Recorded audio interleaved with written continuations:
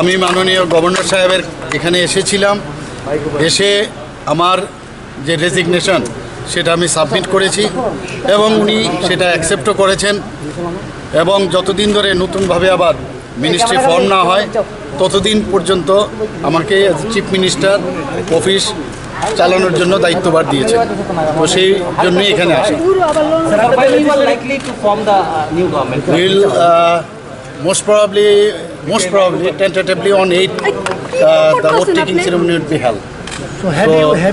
Presently, this is the news.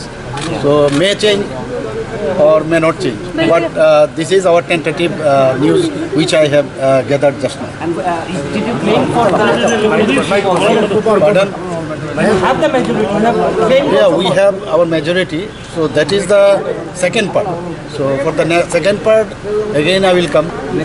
So today I have come only for my tendering my resignation. Sir নির্বাচনের ফলাফল নিয়ে কি বলবেন? খুব ভালো রেজাল্ট হয়েছে, আমরা অ্যাবসলিউট মেজরিটি নিয়ে এসেছি। এর জন্য কালকে তো আপনাদের প্রেস কনফারেন্সের মাধ্যমে সমস্ত ত্রিপুরাবাসীকে আমি ধন্যবাদ দিয়েছি, সবাইকে আমি ধন্যবাদ দিয়েছি। আশাদার তো বেশি ছিল। এর মধ্যে আপনারা সব খবর পাবেন, নিশ্চয়ই পাবেন।